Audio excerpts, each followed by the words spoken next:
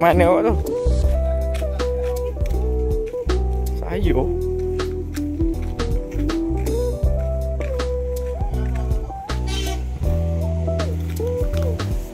Oh, cantik dia buat ni. Oh, cantik.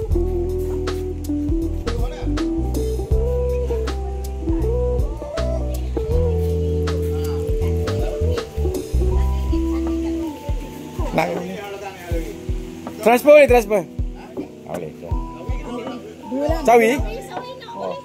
Oh, ya ke? Sawi pun ada. Kami dah pergi beberapa kali dah. Tanam dah dari bulan. Dia cantik bayam dia mah. Bulan 6. Hari tu.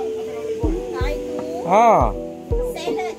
Oh. Hari tu bayam merah.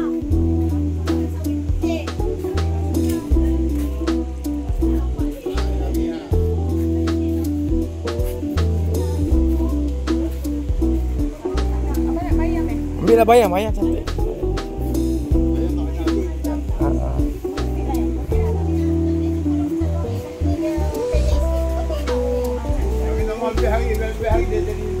Ya, dia ni.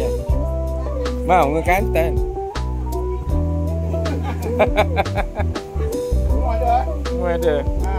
Kan local store semua ada. Ada okey semua ada. Ada. Sudah tak ekor pergi kedai. Sampai sini je.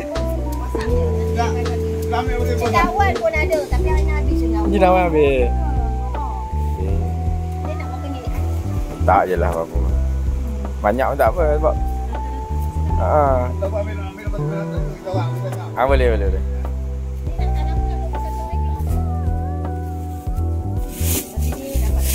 Madani. Macam sebelah kita orang ada mendi, ada pemung. Lawan. Kalau yang lepas kalau datang kan bagi seronok lagi. Ini. Cukup ke bang? Ayolah, biar lebih sikit lah. Kita orang ni dekat bin nak tanam bawah ni.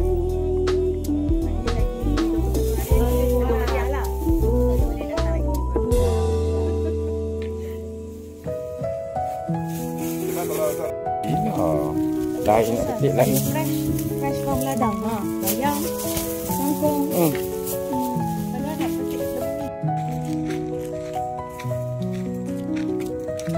Cantik. itu punya main tujuan. Jual ni dulu.